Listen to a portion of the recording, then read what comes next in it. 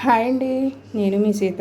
ఈరోజు అయితే నేనైతే ఎంతో రుచిగా ఉండే పరమాన్నాన్ని అయితే వండుతున్నానండి. ఈ పరమాన్నం అయితే చాలా బాగుంటుందండి. ఇలా వండుకొని చూడండి, చాలా టేస్టీగా ఉంటుంది. పిల్లలు పెద్దలు కూడా చాలా ఇష్టంగా తింటారండి ఈ పరమాన్నాన్ని. నేనైతే ఇలా అయితే వండుతానండి నేను. ఎంతో టేస్టీగా ఉండే ఈ పరమాన్నానికి ఏ ఏ పదార్థాలు కావాలో ఇప్పుడు చూద్దామండి. పరమాన్నానికి కావాల్సిన పదార్థాలండి: పాలు, బియ్యం, బెల్లం, పంచదార, జీడిపప్పు, యాలకుల పొడి, సగ్గు బియ్యం అండి. ఈ వండుకోనకైతే ఇది వండుకోనకైతే ఇలా రాగినండి. నేను పూజలప్పుడు అయితే ఈ గిన్నెలోనే వండుతానండి పరమాన్నం. చాలా టేస్ట్గా అయితే ఉంటుంది. గిన్నెలో బియ్యం వేసేసుకుని కడిగేసుకుందామండి.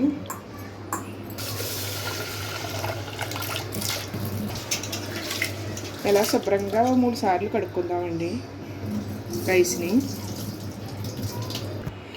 ఇలా అయితే వాటర్తో శుభ్రం చేసుకున్నానండి బియ్యాన్ని. ఇప్పుడైతే పాలను పోస్తానండి. పాలను అయితే పోస్తున్నానండి. నేనైతే ఇలా పాలతోనే ఉడికిస్తానండి రైస్ని. ఇలా స్టవ్ వెలిగించి స్టవ్ మీద అయితే పెట్టేశానండి. ఇలాగైతే ఉడుకుతున్నదండి పరమాన్నం. ఇలాగైతే ఉడుకుతుందండి. ఇలాగా పాలన్నీ అయిపోయినాయి. మళ్ళీ కొన్ని పాలు పోసుకుందాం.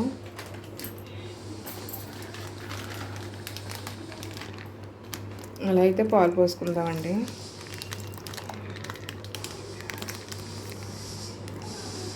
ఇలా ప్యాకెట్ పాలు అవినాయండి ఆ చిన్న గాసుడు బియ్యానికి. నేనైతే పాలతో వండుతానండి. ఇలా అయితే ఉడుకుతుందండి. ఇప్పుడు ఈ నానబెట్టుకున్న సగ్గు బియ్యాన్ని ఇందులో వేసుకుందాం. వాటర్తో సహా వేసుకుందామండి. వేసుకుని బాగా కలుపుకుందాం. ఇదైతే దగ్గర పడిందండి పరమాన్నం. ఇప్పుడైతే పంచదార వేసుకుందాం. పంచదారని అయితే వేసేస్తున్నానండి ఇందులో.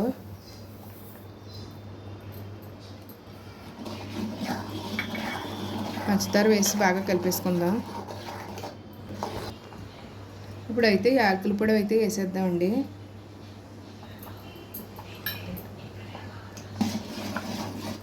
యాలకుల పొడి వేసి బాగా కలిపేసుకుందాం. పక్క స్టవ్ వెలిగించుకునండి చిన్న బాండి పెట్టానండి. ఇప్పుడైతే కొంచెం నెయ్యి అయితే ఇందులో వేసి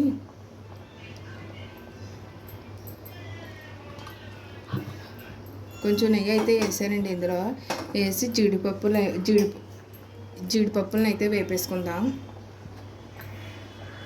జీడిపప్పులను అయితే వేపేసుకొచ్చాను.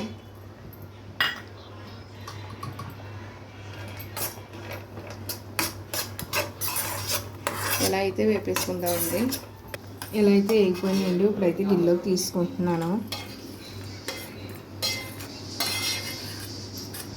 బెల్లాన్ని అయితే నేను కొంచెమే వేస్తున్నానండి. పంచదారని అయితే వేస్తాను కదా, బెల్లం అయితే కొంచెం వేస్తున్నాను. ఇలా దగ్గర పడ్డాక మనం దించుకోవచ్చండి. ఇలా ఈ పరమాన్నం అయితే మన సబ్స్క్రైబర్స్లో ఒకళ్ళు అయితే అడిగారండి, డైరెక్ట్గానే అడిగారు. ఏంటి మీరు దేవుడి కాడికి ప్రసాదం చేస్తారు కదా, ప్రసాదం ఇచ్చారు కదా మొన్న, చాలా బాగుందండి, అది వీడియో చేయండి అని అడిగారండి. అందుకే వాళ్ళ కోసమని చేస్తున్నానండి. మన సబ్స్క్రైబర్ల కోసం చేస్తున్నానండి. ఇలా కొన్ని జీడిపప్పులను అయితే ముక్కలకం చేసి ఇందులో వేసేస్తున్నానండి.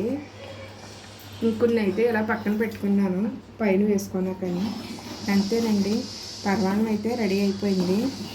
ఇప్పుడైతే స్టవ్ ఆఫ్ చేసేసుకుందామండి. ఇలా పరమాన్నం అయితే రెడీ అయిపోయిందండి. నేను పూజలప్పుడు అయితే ఇలాగే చేసుకుంటానండి పరమాన్నాన్ని.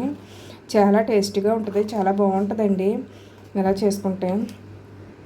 నేను పాలతోనే చేస్తానండి, అందుకని చాలా బాగుంటుందండి.